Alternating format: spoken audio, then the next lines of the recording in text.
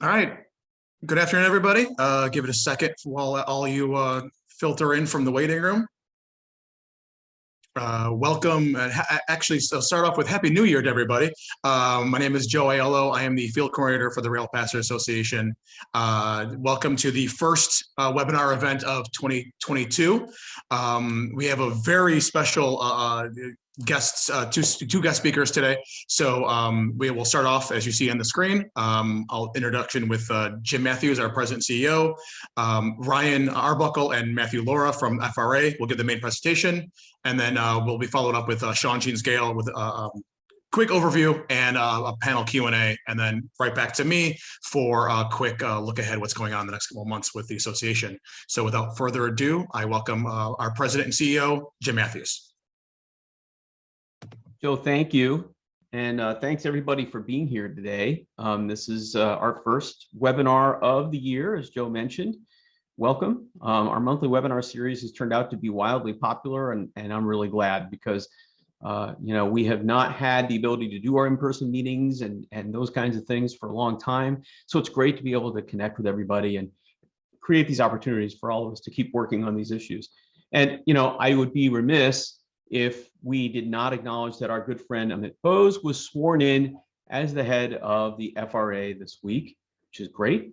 Thank you to the FRA for taking part in today's webinar and for being such a great partner as we work to advance the interests of rail around the country. So, the Invest in Infrastructure and Jobs Act is going to provide at least $66 billion in guaranteed funding for rail over the next 5 years. $42 billion of that funding is going to flow through the FRA in the form of competitive grants. Now, if appropriators follow through with the intent of that bill, and that's an if, and we're going to have to work very hard on that as advocates this year, that could be as much as $103 billion for rail in total, and $57 billion of that would flow through the FRA in the form of competitive grants. So whether you're a local official, an MPO, elected, appointed, passenger advocate, it's really important to understand the mechanics of who is eligible to apply for these funds, what that application process looks like, and the criteria the FRA is going to use to evaluate project submissions. What kind of train service is built really is going to depend on the quality and the variety of the project applications that FRA gets. And today, we're going to give you the information that you need to understand how to be a more effective champion for the projects that are going to serve passengers in your community. I've been making speeches around the country really since November, and every single time I say the same thing, which is that there are lots of maps floating around. But if you want to be on the map, you need to be involved in this competitive program, and you need to put your best foot forward. And luckily for us, we have two of the exact right people to help you do that. And I'm really pleased today that Ryan Arbuckle, who is in charge of implementing the bipartisan infrastructure law provisions at the FRA, and Matthew Lorah, who's grants and program management division chief at FRA. They're going to take you through step by step and help you understand sort of more of the meat around why this program is going to be so important, how it's changed from previous versions of grant programs that you may be familiar with, that you've seen in the past. There's a lot of provisions that, frankly, all of us worked very hard to get into what became the bipartisan infrastructure law. And those provisions are going to play a role. And so a lot of things have changed. And if you want to be part of this process, they're going to give you the straight scoop on how to do that effectively. So with that, I'm going to turn it over to Ryan and to Matt. And again, thank you so much for being here, guys. It's a huge help for all of us. Yeah, thank you very much for the opportunity. I know that, Amit's super excited. We're all excited at FRA. This is a great and fun time to be at FRA and in rail for our country. And this opportunity to speak to you guys and kind of help frame what everyone can do to kind of get to a state where, when we're able to put the NOFOs out, the notices of funding opportunities for these grant programs, everyone is ready to go. And there's a lot of work that goes into understanding the discretionary competitive grant programs that FRA has, but overarching from that is understanding the grant process in of itself. So next slide, please. I can go through the next two, actually. Sorry. So real quick, we're going to touch on just 5 key kind of goals that we're kind of looking to do. So you can see this little graphic, and we have some breakdowns of 3 of the 4. There's a 4th one, a competitive grant program that's not included in here, restoration and enhancement. But the breakdown of the $66 billion in advanced appropriations, and as Jim had mentioned, up to $102 billion if fully authorized at the fully authorized levels, which fingers crossed. As you can see, 22 billion of it's going to Amtrak, and there was this misconception going in that all 66 was going to Amtrak, and that's, as you can clearly see, that's not the case. A large portion of this money is available through discretionary grants to eligible applicants within those grant programs for a wide range of projects. And really what we're trying to get to is building a sustainable rail program for this nation that looks to the future, right? This is a investment into rail within this country, freight and passenger. We don't see it as a zero-sum game where it's just freight or it's just passenger. We want to look for opportunities to bring world-class passenger rail service, not just on the NEC, but across long-distance services, intercity commuters between city pairs. We want to take the Amtrak's fleet and bring it up to a state of good repair. Same thing with the Northeast Corridor, bring that up to a state of good repair, improve and modernize that infrastructure on the Northeast Corridor, and transition to a more, while rail is a very clean, and we may be a little biased, the cleanest kind of mode of transportation out there, we can do better. We can make it safer. We can impact inequities that have been put forth by grade crossing separations that have literally separated communities. And may pose a significant, well, not significant, but a safety hazard to those communities. With the grade crossing elimination program, we have the opportunity to remove those crossings and do grade separations over them, right? So that's a brand new program that's eligible to just states, local municipalities, and subgroups of states, political subgroups of states. So no railroads are eligible applicants within that program. So it's a new kind of approach to kind of looking at it as a localized issue. Next slide, please. So real quick, these are some of the administrative goals, and everything that we're doing as we're looking to implement the bipartisan infrastructure law is aligning with these 6 goals. We're looking at the safety, making our rail system even safer. We're looking at the supply chain issues that we've seen over these last couple of years, and looking to see how this investment into our freight network can improve those issues moving forward. Affecting climate change, we're looking to reduce the railroad emissions, modernizing the locomotive fleets, bringing them up to a higher tier of emission standards. Equity, again, not just communities, but Americans with Disabilities Act, bringing Amtrak stations up to ADA compliance. Really looking at making sure that we're not just putting money on the streets, but we're connecting people. We want to view this as a way to connect families to families, friends with each other. I mean, we've all been relatively isolated and separated over these last 2 years, and we want to make sure that when we get back out to it, we can have these connections are made between people, and people can reconnect. And then we see this as an opportunity for across the country of creating these really good paying jobs that are focused on communities and local strength and economic strength within the community itself. Next slide. So before we get into the FRA particular programs, I want to make sure that everyone's aware of these 4 OST or Department of Transportation programs, because we at DOT are trying to view this as a holistic approach to how we're going to improve the transportation industry and transportation systems of our nation, not just rail and here's our rail funding and then everything else. We see these things as interconnected, and a lot of these programs may be of interest for you, and the Department of Transportation's website has information on these programs, and NOFOs and notice of funding opportunities are coming out on them as we kind of move forward the year. So I would encourage people to take a look at this, and I can provide some resources and links to kind of get more information on these, but a large amount of funding is also going to these programs as well. Next slide, please. Next. So again, just to, sorry, let me get my notes. Okay. So yeah, again, like I said, we're connecting communities. We're bringing neighborhoods together. We're improving transportation options, modernizing the Northeast Corridor, improving freight rural communities and rural freight connections, bringing them up to a state of good repair, modernizing the locomotives and short lines, modernizing the bridges on our short line industries, taking the congestion off those shared use corridors of passenger and freight, improving the climate issues and resiliencies with bringing the locomotives up to a better class of tier, and really bringing the last 40, 50 years of backlog, state of good repair backlog up to the level that it should be, because we can't move forward until we have that established base, right? So we need to bring everything up and then build upon that, because if we build on a rocky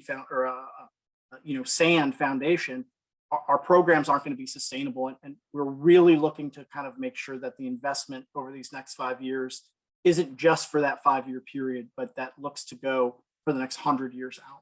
Next slide, please. So just some key priorities that we're looking at. I want to focus on that last one down there, because that for us is something that is huge and that we want to really talk through with people. We are engaging heavily, or trying to, as evident, sitting here with you guys today, we want to engage with you guys early in the process and often throughout the implementation of this. Not only are we holding these listening sessions both broadly, but we're also looking to do focused listening sessions and educational sessions, because we have a lot of non-traditional stakeholders that are now eligible for programs like tribal nations, local governments, municipalities, cities, towns, counties, that may not be familiar with the grant opportunities or even how to look at applying for grants within the agency. And we want to make sure that everyone is at that same level playing field when we engage by putting out a notice of funding opportunity. We want to do it early so that when the notice goes out, everyone has that same information and can apply and be just as likely to get selected and isn't behind. Next slide, please. So here, just, we talk about the 66 billion and 102 billion, but nothing shows the difference like a good old fashioned bar chart. So to the left of the red box is where we were prior, and to the right of the red box and on is where we are. And as you can see, it's a lot of money. It's more money than the agency has had to manage. And as such, we want to be good stewards of the taxpayer dollars and make sure that, again, I'm going to say this often, that our programs are being established in a sustainable way, because we really want to make sure that we're looking at the longevity of the rail network, and not just of those 5 years that we get the funding for right now. It's an investment. We want this to be the tip of the iceberg, not the entirety of the iceberg. And that starts with sustainable programs. Next slide, please. So we're going to go over the overview of the grant process and touch on a little bit of each of the grant programs, and identify the new and some that have been revised. And then I'm going to kick it over to Matt in a minute. He's going to talk through some of the best practices, or some of the ways to really kind of make grant applications meet what's being asked. Next slide. So here are the grant programs that we kind of have, or the new programs that are being identified or developed. So Chrissy is essentially the same program. It has a massive more funding available to it each year. New eligible applicants to it, federal tribes are now eligible. And there's a few more eligibility differences that we've outlined. For all of these programs that we have, what we've done is we've created these one-page fact sheets that are on our website that we'll see towards the end, that outline the changes, as well as who's eligible and the types of projects that are eligible. And then on our website as well, we've linked to some of the training resources, because we have a wealth of information already stored up from past notice of funding opportunity webinars that we've done, a bunch of technical assistance on how to make how to write a statement of work, or what goes into a benefit cost analysis, that we want to make sure people are aware of where it is, so that, again, it's about educating now so that when the notice comes out, you're ready to go. We don't want to start educating when the notice is out, because then you're already behind. So two real quick programs to kind of touch on is the rail crossing elimination, brand new program, looks at crossing eliminations and grade separations. We're looking to kind of really have that focus on those kind of big grade crossing projects. And this is the one that is eligible for states, local communities, municipalities, towns, cities, stuff of that nature. And then the Fed-State Partnership for Intercity Passenger Rail. Fed-State was around prior to the Bipartisan Infrastructure Law, but it has been significantly changed. So it's almost a brand new program. There's percentages to how much is going on and off the Northeast Corridor, as well as just, project eligibilities and applicant eligibility. So there's currently, we're going through the Fed-State FY21 Notice of Funding Program opportunity. And then shortly after that one closes, we're going to be looking to do the FY22, which will be captured this new program with under the Bipartisan Infrastructure Law. So here, and then if we go to the next slide, we can see kind of the funding elements broken up, very similar to what we had at the very beginning. Just kind of gives you a little more of a granular level into what that 66 billion and then the total 102 billion looks like over the next 5 years. So I've been doing a lot of talking, and I know I talk super fast. I apologize for that. I'm going to kick it over to Matt, and he can kind of take you through some of the grant process parts. So Matt. Thanks, Ryan. Next slide, please. So we tend to, break down the grant process into these 4 components, and the grants are the important part on. It's nice to talk about these huge sums of money, but how do we actually get it out to you guys to do the projects? We do it through our grant programs. So the majority of I think where we're going to try to make some significant changes to what we're doing right now is through the pre-award and award processes at the beginning of this. So, Ryan had talked a bit about, that each of these programs gets a NOFO, a notice of funding opportunity, published. Oftentimes it's in the Federal Register. It's also available on our website and grants.gov. You're going to see some of the similar names, as Ryan said. You're going to see Chrissy, you're going to see Fed-State Partnership, things we've been doing for, about 5+ years now, since the FAST Act was enabled. But one of the key things you'll hear me say later is make sure you read these NOFOs when they come out, because there are going to be some significant changes to them. We're going to try and make those pretty clear in those fact sheets that Ryan talked about that are going to be on our website. Highlight the bigger changes so that you guys don't have to dig for them in these NOFOs, but it's still really important. When you decide that you are interested in a program or you have a project that you believe is eligible, really read through the NOFO. A couple things. Make sure your project is eligible, that you're an eligible entity, and make sure you're hitting on the the criteria that we're going to base our selections on. As Ryan said here, we're trying to. It was nice that you guys reached out to us to see if we'd be interested. We're already interested in getting our faces out there and getting out to talk to you. You guys all are stakeholders in advance of putting together any of these new next set of NOFOs. We really need to work a little bit on simplifying the application process, the selection process.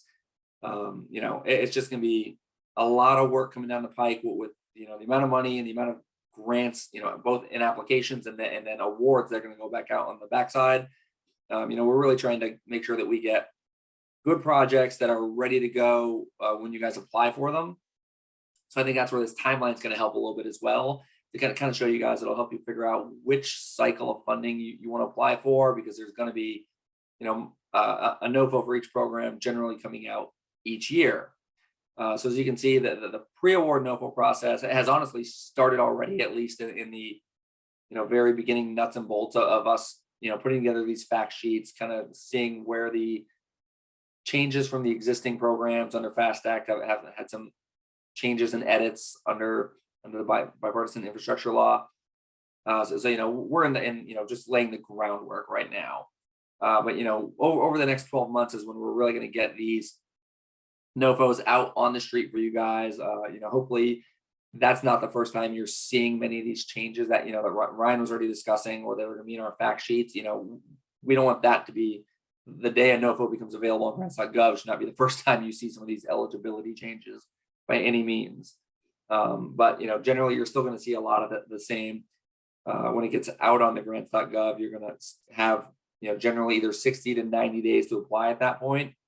But right now is when you should be thinking about which projects do you have coming down the pike on your schedules for the next year, 2, 5 years, that you guys want to apply for and try and get some assistance paying for. The application intake evaluation reviews is something that we do once all you guys apply to the NOFOs. We're really trying to simplify that process because we anticipate obviously the number of applications spiking significantly. So we're going to try and really streamline that process internally, where we can get through these applications quite a bit quicker than we're doing now, and turn them around and turn them into what we call project selections, which is basically us racking, stacking, scoring the applications, getting buy-off from FRA and DOT leadership, and taking us next into the award phase, which is notifying those that were selected and are going to receive funding. This is often called the negotiation phase. Honestly, there's not a ton of negotiation that occurs. It's you have to do the project that you applied for as it was written in your application.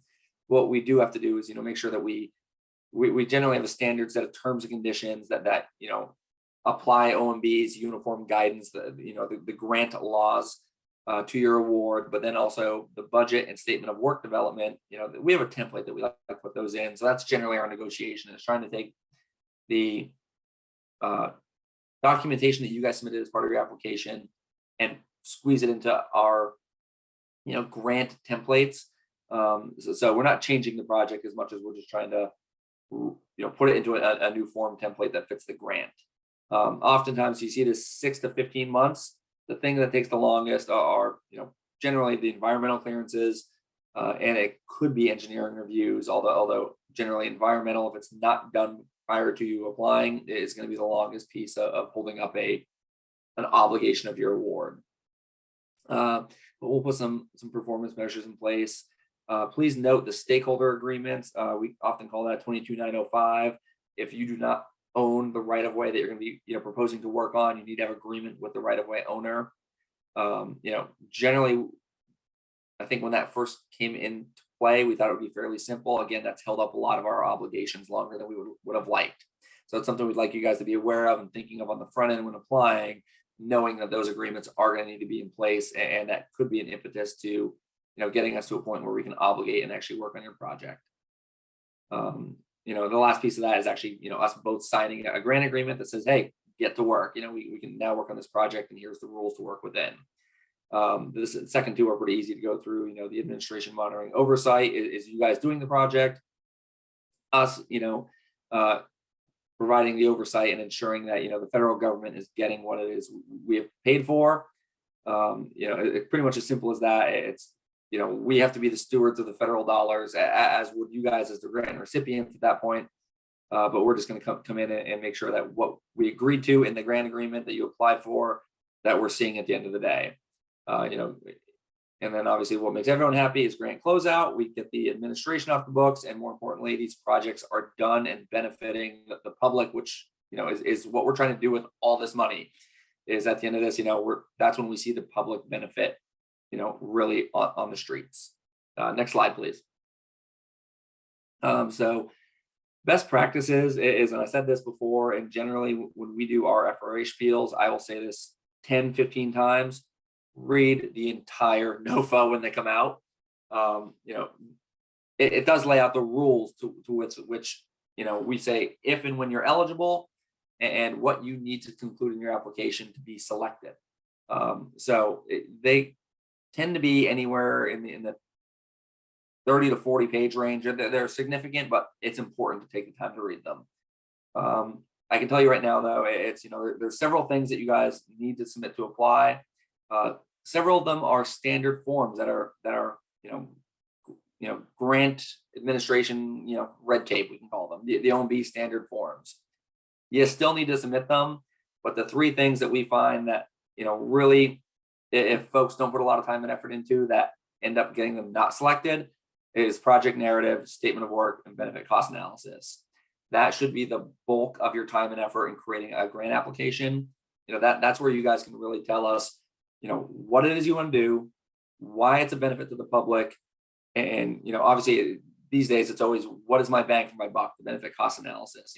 Why is this, we have tons of worthy applications and projects out there. Why does this one have a bigger bang for our buck than, another one, down the street or across the country? So those are the three documents that really should get the bulk of your attention and time when you're putting together these applications. And that's what, drives whether or not we're going to select you. Tell your story as to what you want to do and why it benefits, both your local area and obviously broader, if it applies more broader to the, a region or the country as a whole. There's lots of places on our website where, we give you the templates and tools and resources that to put some of these together. So definitely go check out. We have two links you're going to want to check out. It's our, grants and loans page, which has a lot of tools. And now we have a separate bipartisan infrastructure law page as well. So certainly those are going to be available and be updated often as we go through this process and put these new programs in place. Next slide, please. The takeaways from the grant shop. I have another counterpart. I run the grants division. He runs the project division, which can include whether it's going to be put into a grant or not, but we have some stake in it. But both of us say it's right now we need to listen to you guys. This is a lot of money. It's going to take a lot of effort, and the way we've done things in the past oftentimes won't work, and we need to streamline them. We have some ideas. We probably don't have all the ideas. We probably don't have the best ideas even. We want to hear from all the stakeholders who will be, applying for these projects, will be implementing these projects, whether it's with grant funds or without grant funds. What has worked in the past? What has not worked in the past? If you have a grant that went off without a hitch, by all means, tell us what it is that made that happen. If you have one that, is one of those that has taken a long time to obligate, or maybe hasn't even been obligated yet, talk to us. Tell us what can we do better to get these implemented in the future. We really want to clear that backlog of you get selected for a grant and it takes a year, 2, 3 years to get to obligation because of NEPA, because of grant railroad agreements. We're looking for you guys to come help us here and tell us what hasn't worked, because you are the stakeholders who've been doing these projects under the FAST Act as well. So looking to make sure the grant programs are available throughout the year. There's still going to be a NOFO will go out in the street for 60 to 90 days, but we're not going to drop them all out there at once, recognizing that, many of our stakeholders will be interested in multiple programs. We don't want to bombard you and have all of our programs come out on grants.gov at the same time. So you'll kind of see them come out on a rolling basis. Chrissy will be out for 90 days, 3 months, right around the time that closes or a little before that, maybe Fed State Partnership comes out, but they'll be on a rolling basis so you can focus on that one particular program at a time while it's open. And throughout the year, then, the programs, there'll always be, generally a program open and available for you to be applying if you're eligible and interested. As I mentioned earlier, it's going to be the responsibility on both you guys as the applicants and stakeholders and FRA to just be good stewards of the taxpayer funds. And that really just means, ensuring that what it is that you guys are applying for and working on, that, we're completing at the end of the day, it's providing a benefit to the public, and we're, using the taxpayer dollars to the best of our ability. Next slide, please. So as I mentioned here, we have the link also to the bipartisan, struggling with that word today, bipartisan infrastructure law website on DOT. So, we really want you guys to go out and check out these fact sheets that Ryan had talked about already. As we're putting them out there, it's, like I said, when the NOFO rolls out, that should not be the first time that you guys are kind of aware of what's available and what the changes are compared to what was available under the FAST Act. So, get out there, check them out. And that's where we need to know. If you see a fact sheet and it's not clear or it doesn't answer a question that you guys have, get back to us. Let us know. These can be living documents that will be updated, and we can ensure that you guys are getting the information you need, prior to an application deadline. So get out there, check out that site, check out the Grants and Loans website, and let us know what's missing, what's worked in the past, etc. So I'm going to kick it back over to Ryan for a little bit. He's going to wrap us up here from the FRA side, and we can jump to the next slide. All right, so let's talk next steps real quick. We have 2 more slides, and then we're going to kick it on over and hopefully hear from you guys shortly so we can answer some Q&A. So how do we get there? So we've outlined where we want to go and how do we get there. And a big part of that is right now we're trying to make sure that we're shifting the focus from just about getting dollars out to making sure that we're impacting people, right? So we want to make sure that the projects that we're putting forward are meaningful, that they're helping the communities, even if that dollar amount, that grant dollar amount isn't the most flashiest thing, right? We want to make sure that these projects are sustainable, that they're meaningful, and that they're helping the communities that they're intended to help. That is the how we see this infrastructure law being framed, and we want to make sure that we are kind of pushing that forward, keeping in line those 6 administrative priorities that we had talked about early on. So how do we achieve that? We achieve it through the passenger equipment and station remodifications, right? So bringing Amtrak's infrastructure up to state of good repair, improving the stations and making them ADA compliant,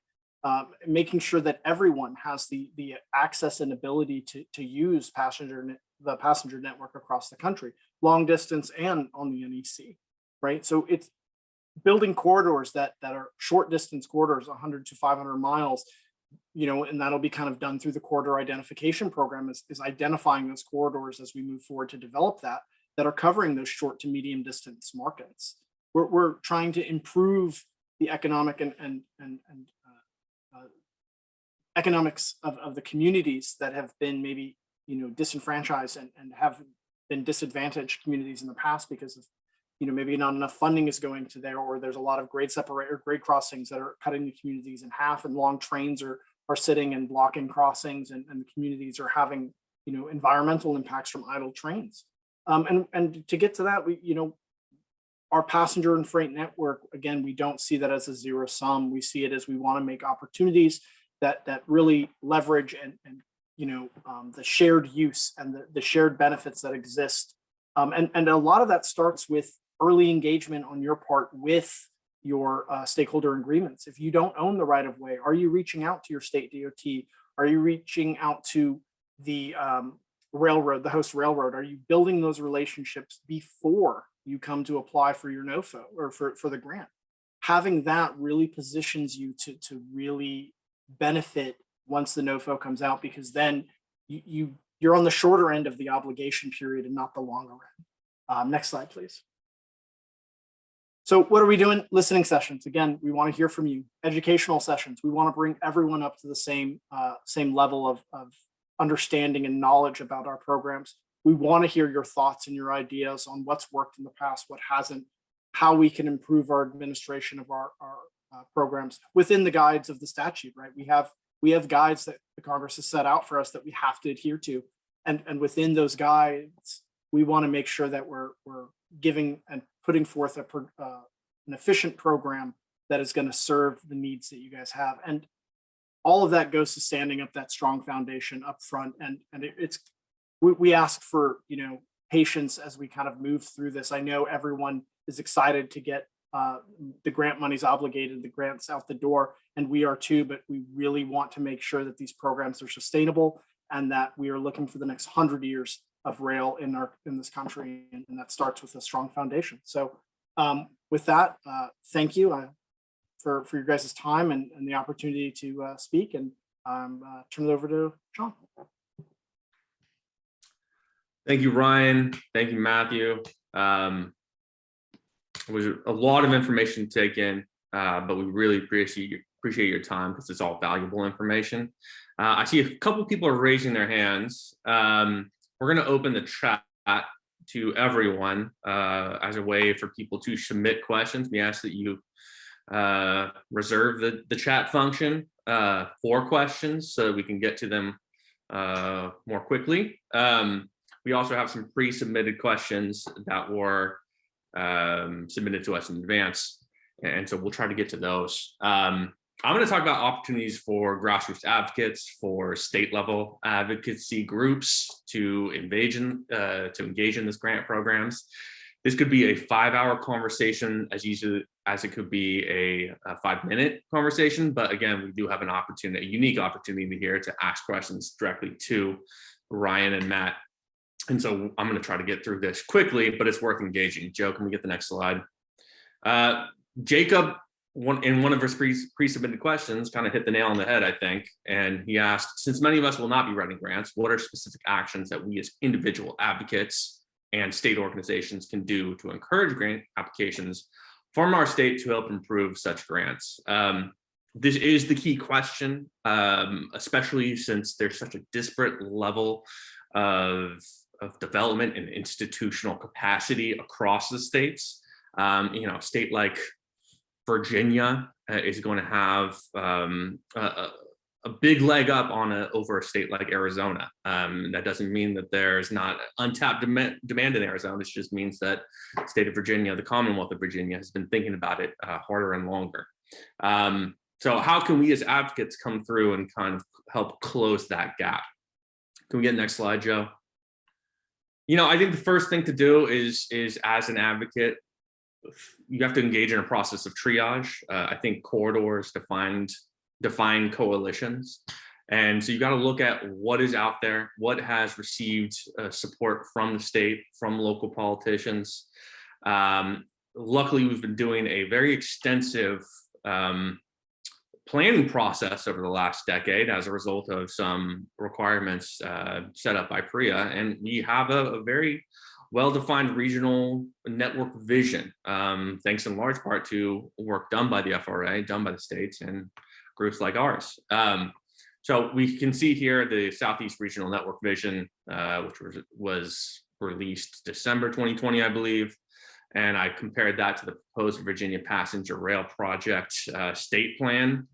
I'm cheating here a little bit because, again, Virginia is very, very advanced in the work they've done. They've got dedicated federal revenue, but your state rail plan may not look like this if you're in Kansas or Oklahoma or somewhere in the Midwest where they just haven't dedicated this much state capacity as well as public resources. But it's worth taking time to identify what is at play. Can we get the next slide, Joe?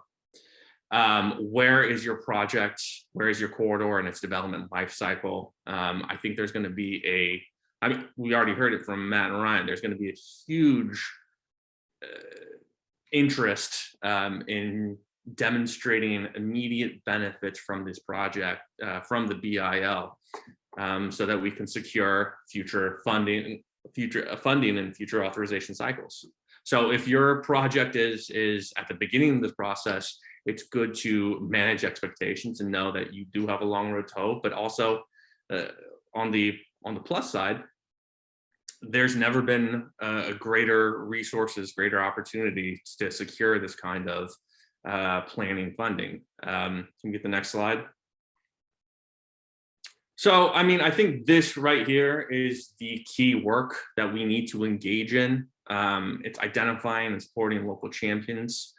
There is a requirement for local funding, a minimum of 20% match for capital work. And there's also the question of how we pay for ongoing operations. That when you get to that kind of question about how we allocate local resources, that is inherently a political one. You're going to have to work with elected officials at all levels, mayors at the county government. You're going to have to work with development corporations, chambers of commerce, labor groups, and other stakeholders. These corridors cross state lines, and that means we have to be flexible in how we organize. Now, the goal here is to foster institutional capacity. And so I think one of the things we can do, especially if the conversations are at a nascent stage in terms of passenger rail in our state, in our region, is to establish those networks, go survey the political geography and figure out who are going to be your champion elected officials who in Congress, either the Senate or on the House side, is willing to kind of be a leader on this. And you help them establish those conversations. Once money starts flowing, that is when you can kind of like turn it over to the professional transportation staff. But at the beginning, it's a huge role for advocates to play. Finally, I think one of the ways we build these coalitions is talk about the benefits, talk about the return on investment from passenger rail projects. And so that's something that we have really tried to emphasize in terms of developing tools within the Rail Passengers Association.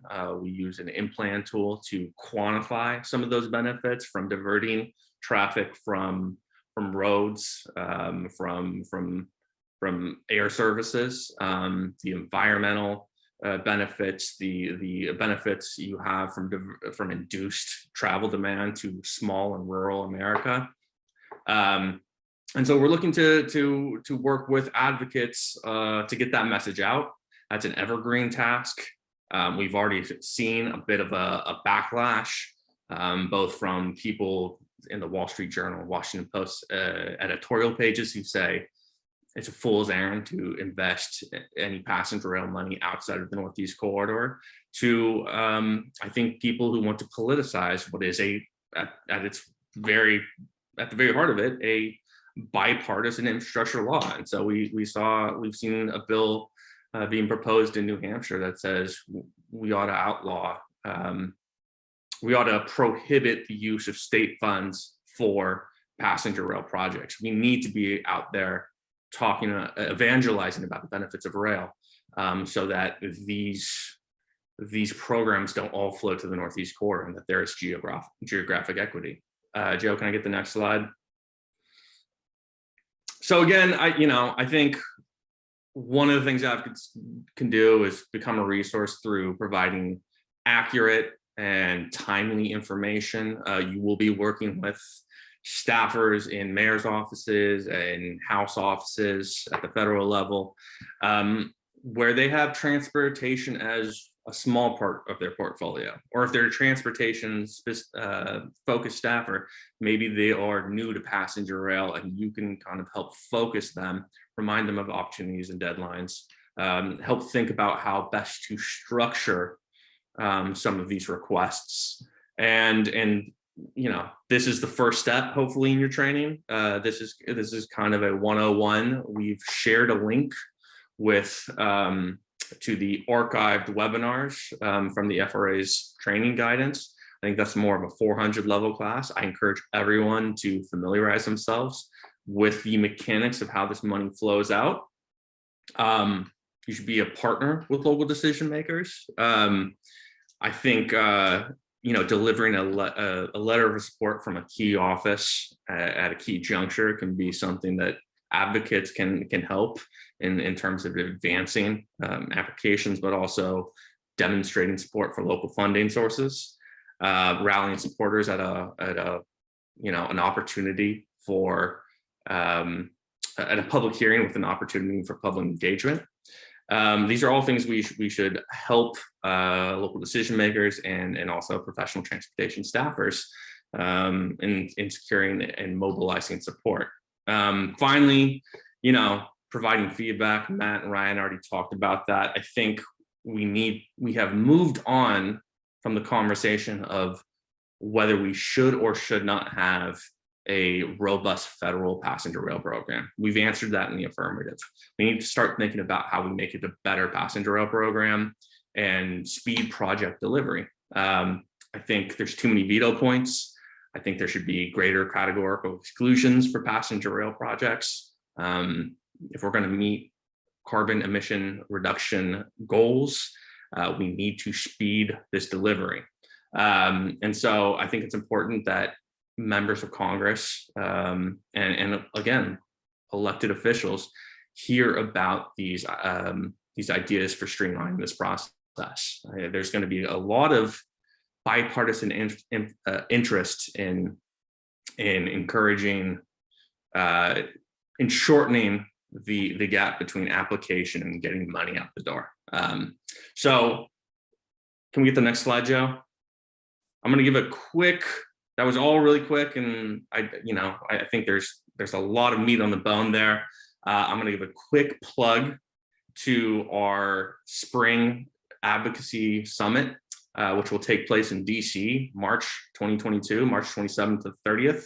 It'll be a hybrid event. So we'll both have in-person, knock on wood, God willing, in-person opportunities, workshops, as well as opportunities for engagement online for people who cannot travel.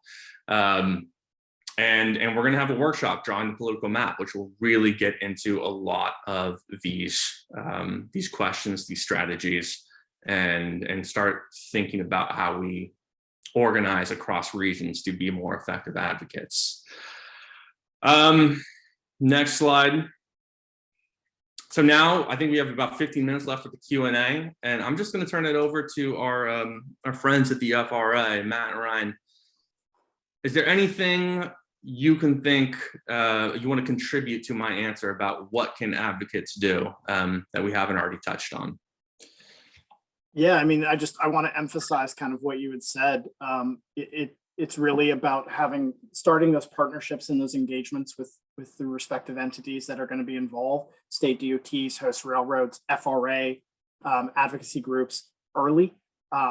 We've come across several times where projects think they're further along and have that engagement, but it's not really flushed out. And that can be a huge roadblock towards the moving of the progression of obligation of the program, right? Because if you don't own the route, you have to get the host railroads, agreement to use that right of way. So it's something that we're really trying to use this time to really drive home, is that reach out, have those engagements with those host railroads. And, we're looking at different ways and mechanisms that we can help try and incentivize and kind of work with host railroads to help realize the shared benefits. We are looking at, as part of the evaluation process, does it have shared benefits to the system, and taking that in, right? Not to say that that's like the thing, right? There's a lot of things that go into the evaluation process of a grant, and that is one of the things that goes into it, is taking that into account. And there's been a lot of questions on the BCAs, and I'll caveat this now as we go into the Q&A. There may be some questions that Matt and I cannot answer right now. However, I'm going to take every question that's in the chat, and we're bringing them back, and we are talking them through all of the various work streams that we have as we look to develop these programs, because we are trying to make sure that we are taking the lessons that we've learned in the past and making the programs better, right? We can easily look back and see the issues or the errors that we've had in previous administrations or previous grant programs or funding streams. But what we want to do is look forward and take those lessons learned and make them better moving forward from now on. And we need to hear, for example, the BCAs, there's been a lot of questions looking at non-traditional BCAs as well as having the traditional BCA, but also, how does that fit in for some of the projects that may not be able to hit the same speeds as highways, or may not be able to reduce travel times as much, right? So when we review the grant, and Matt can speak to this if and correct me on this if I'm wrong, but as we review it, we take a holistic approach to this, and we weight all of these various metrics that we kind of have to understand the overall benefit that a project has. And the BCA is one thing that helps frame that picture for us, but it's also, how does it align with the administration's goals? How does it align with it? Are you at a place where your shared use is clearly defined? Do you have that stakeholder agreement? What's the likelihood that your project's going to be able to move through the phases quickly, right? We take this all into account. And, there was a question too, and I'll stop talking and we can kind of go through some questions that we have, but there was a question on sustainability and what I mean by that. And we want to give a quick definition of it.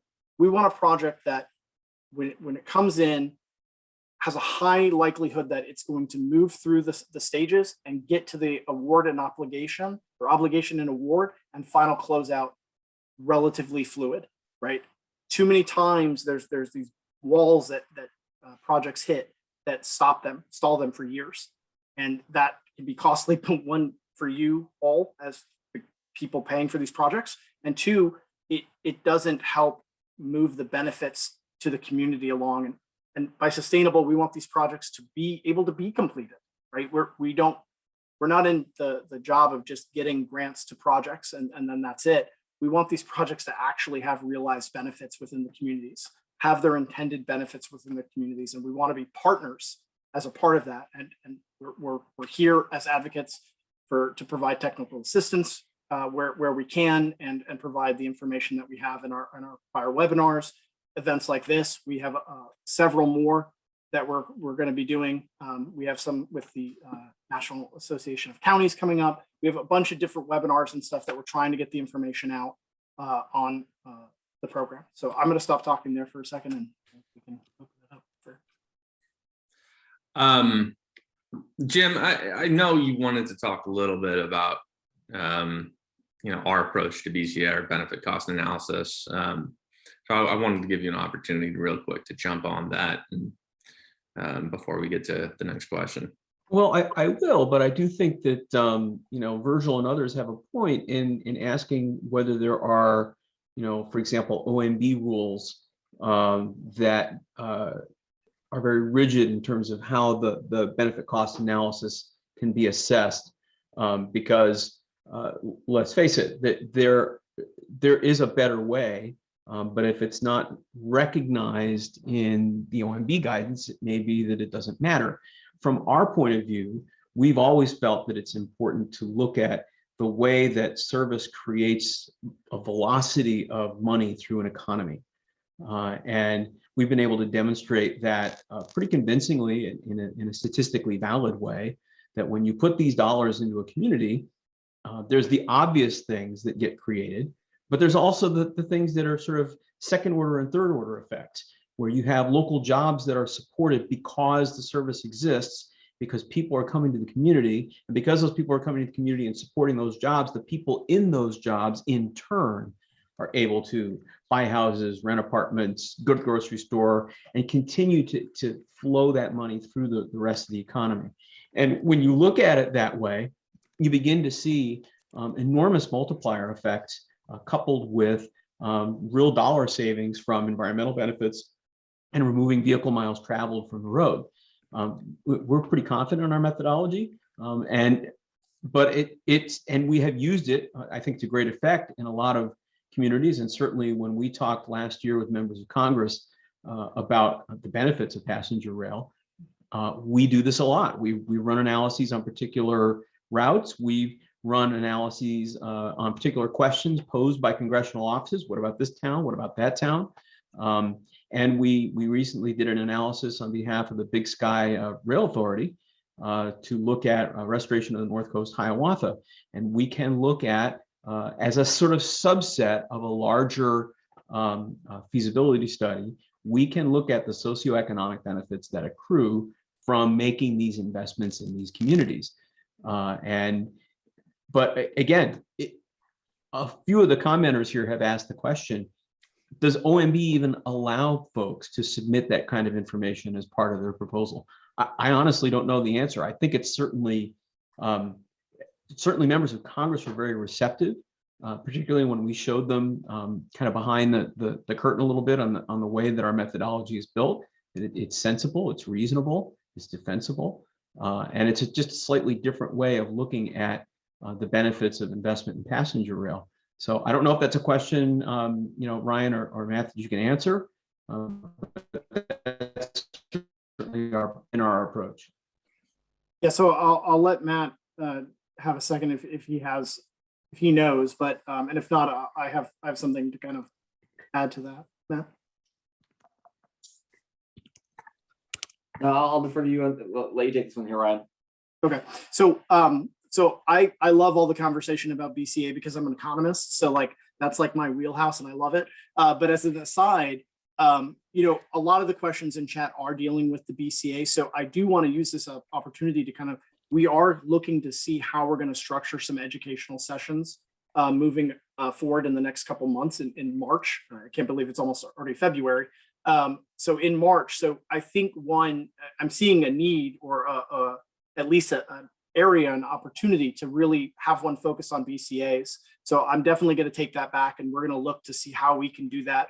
And when I say educational opportunity, it's not just us talking to you about how we accept BCAs and how we want them to look, or how they're kind of structurally supposed to look based off guidance that we've been given by OMB and what have you. But also, we want to hear these gaps. Like, this is the important stuff that we need to know where our process has those gaps, so that we can find other ways to fill them or take that into account as we're going through the approval process or the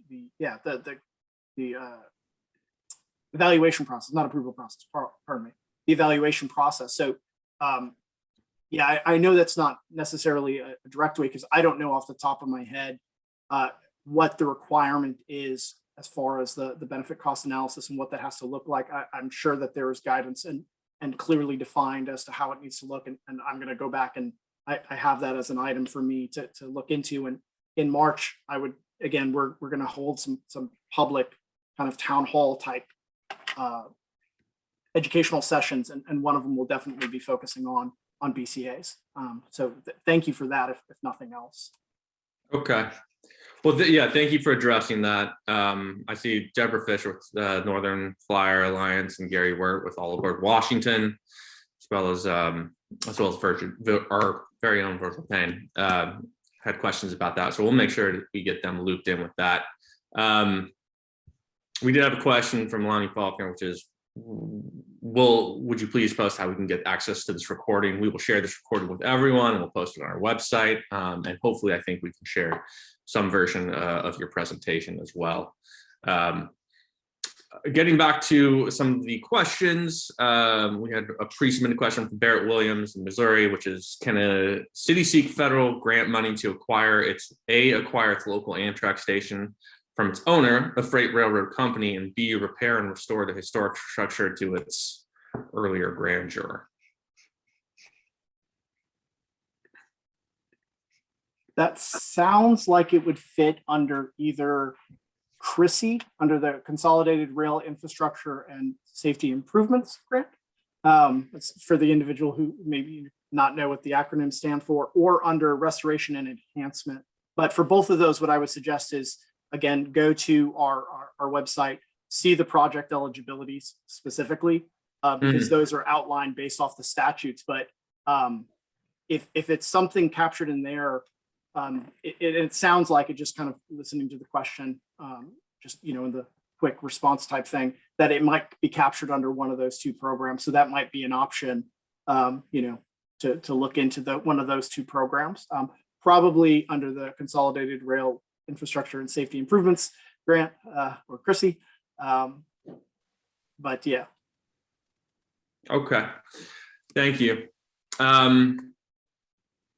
I have a question here from Bruce Ashton of Texas, which I think kind of addresses some of the issues I see being raised here in the sidebar, the chat, which is concerning the national network and long distance routes. Will development of new or expanded corridors under 750 miles still have the burden of states needing to have current financial requirements for operations, or will this be modified? So as current, I took some notes on that one.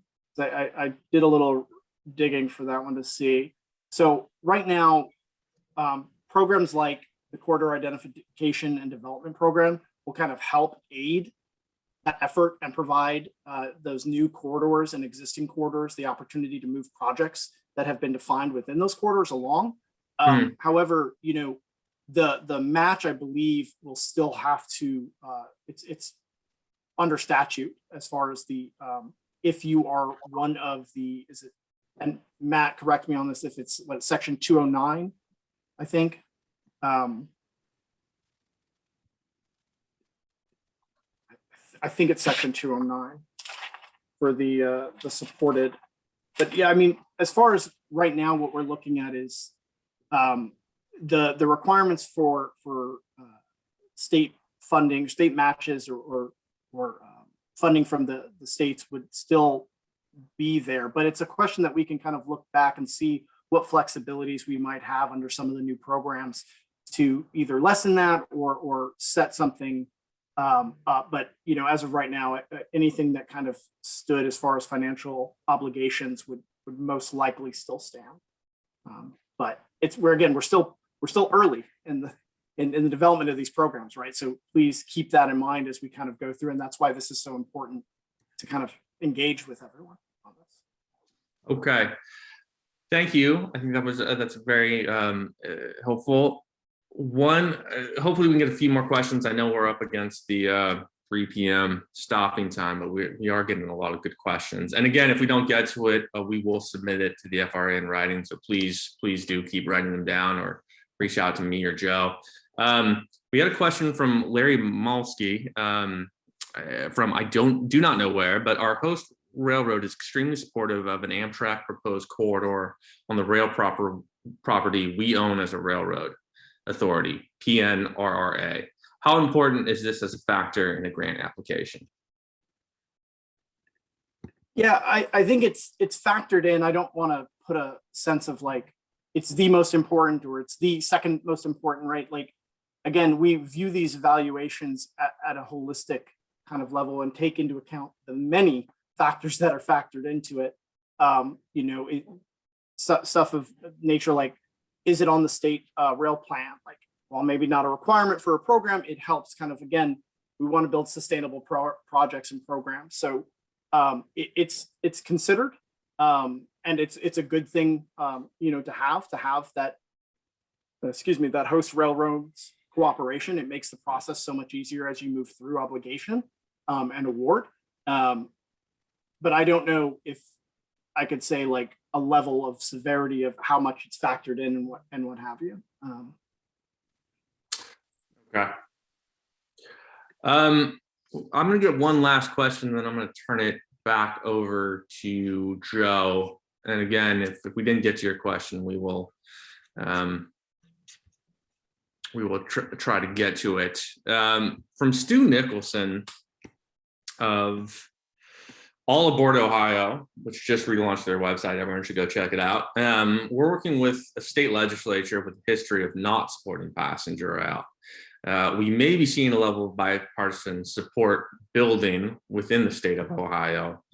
What sense of urgency is there in terms of trying to instill in them a push for getting the state to step up and put matching funds on the table? I think you kind of addressed this a little bit in talking about sustainable development and building a pipeline, but if you could address, is there anything you can address in terms of concrete steps? I know for one thing that jumps to my mind is the new project, the new program within the bipartisan infrastructure law for creating interstate rail compacts. And I think it's something we should all as advocates look at because it creates, as these corridors cross state lines, it's important that we have entities, we have institutions with the capacity to do multi-year planning across different governors' administrations, across swings and who controls the gavel in any state legislative body. So that's one thing I think, Stu, that we could look at and we should talk about working with based on different corridors. I do know for a fact that a lot of what Ohio is looking at, the 3C, is contained within the state borders, in which case that would be less of an issue. But Ryan, I'm not sure if there's anything we want to add to that. Yeah, to your point on the sustainability, yeah, absolutely, right. We're trying to make sure that these projects can stand the test of the pendulum swings of administrative priorities or administrations, right? We want to make sure that a project once started isn't just stopped because the administration changes, right? And that comes from making sure that you have all the partners in line, and it can be a challenge to get either the states on board or the host railroads at times on board. And again, what we can kind of say is to engage often, engage early, try and bring them to the table. We found that if you're able to bring the individuals to the table early and at the onset of the process, it tends to kind of help move the needle. And I think it's great that, there's an option and you have the availability, or you may have the availability to kind of help move that along within the state. And, as far as urgency, I would caution again, just try not to rush into something, right? Again, we really want to think about sustainability of these projects. And I know that I'm probably sounding like a broken record, but it's really important to us that, that's one of the big lessons that we've kind of looked back over the last, couple of years, or more than a couple of years, decades, and saw that, we want to make sure that these projects that we're putting forth can last for the next 10, 15, 20 years going on. Well, thanks. And I think that's a great note to end on, because, we do have a big opportunity for capacity building a pipeline of good, solid projects, one that we haven't had in my entire time doing this. I've been doing this for over a decade. So thank you again to Ryan and Matt and the FRA, and thank you all for joining with us. I'm going to turn it over to Joe, where he will, Joe Aiello, our one of our field organizers, who will talk about what comes next for us. Thank you, Sean. And the first to thank you and Jim and Ryan and Matt for an outstanding presentation. And thank you everybody in the audience for attending. Quick look ahead. And as always, these events and anything else we do, railpassers.org/events. And if you guys have any events in your neck of the woods, please, email me, let me know. We can broadcast them for you. Our next webinar will be all things Big Sky Rail on Montana. Updates from Authority Chairman Dave Strohmeyer, who I do believe is sitting in the audience today with us today. No guarantee that any Oscar winners or their brothers will be attending. And then as Sean mentioned, Sunday, March 27th through Wednesday, March 30th is our in-person Advocacy Summit and Day on the Hill. Any information on that specifically could be at railpassers.org/spring 2022. And then, of course, we can't do these webinars or anything that we do without your help, without our supporters out there. So please, if you are not a member or a supporter of ours, railpassers.org/join, or if you'd like to donate, railpassers.org/donate. Every little bit helps for us to continue our fight for a connected America. So once again, thank you all for attending. Have a great month, and we'll see you next month in February for our Big Sky webinar. Thank you.